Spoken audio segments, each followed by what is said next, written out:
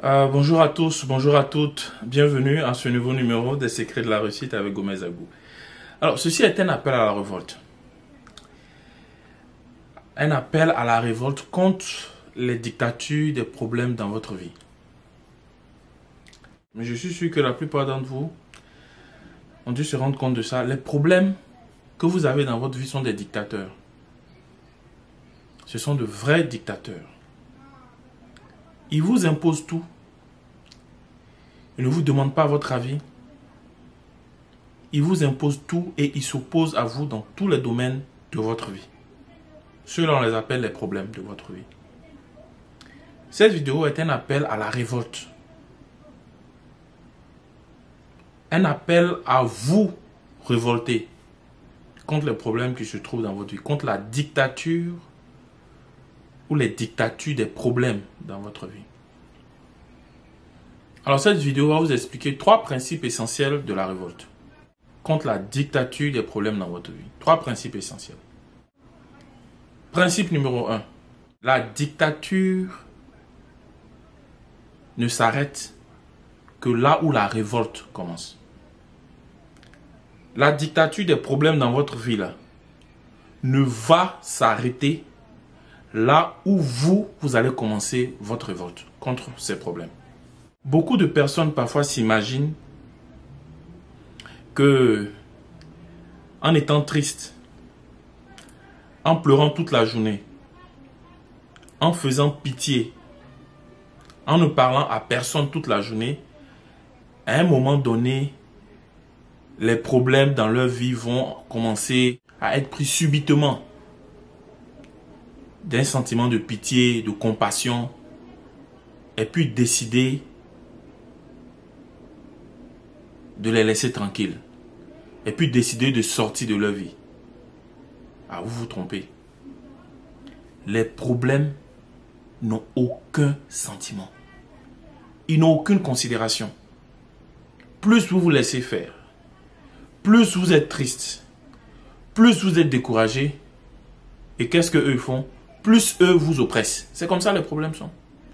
Ils n'ont aucun sentiment, ils n'ont aucun respect pour vos émotions ou vos sentiments. Vous connaissez le dicton. Il y a un dicton qui dit « Le malheur ne vient jamais seul ». Vous pensez que le dicton a été créé pour quelle raison?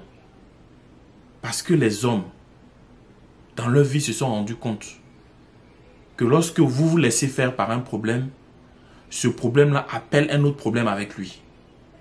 Pour que la dictature soit encore plus féroce, plus farouche, plus méchante. La dictature des problèmes dans votre vie ne va s'arrêter que lorsque vous allez commencer à dire « ça suffit ».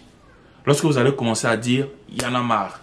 Lorsque vous allez commencer à dire « je ne peux plus accepter cette situation ». C'est là où la dictature des problèmes dans votre vie va s'arrêter. Principe numéro 2. La révolte est toujours initiée par l'oppressé et menée par l'oppressé.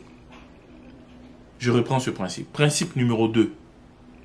La révolte est toujours initiée par l'oppressé et menée par l'oppressé. En français très simple, ça veut dire quoi? Ça veut dire que les problèmes qui sont dans votre vie là, ce n'est pas quelqu'un d'autre qui viendra d'ailleurs pour vous sauver. Ce n'est pas possible. Ce n'est pas quelqu'un d'autre qui viendra d'ailleurs pour commencer la révolte vis-à-vis de ces problèmes. Pour changer la situation dans votre vie. Personne ne fera ça pour vous.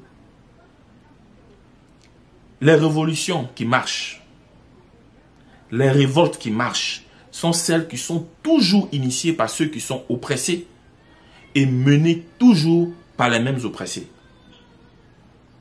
Si vous ne décidez pas de changer votre vie, si vous ne décidez pas de vous révolter contre les situations qui, dans votre vie, vous dérangent, personne ne fera ça à votre place. Je dis bien personne. Celui qui souffre là, c'est lui qui doit décider de changer la situation qui ne lui plaît pas. C'est toujours comme ça. Personne ne fera ça à votre place.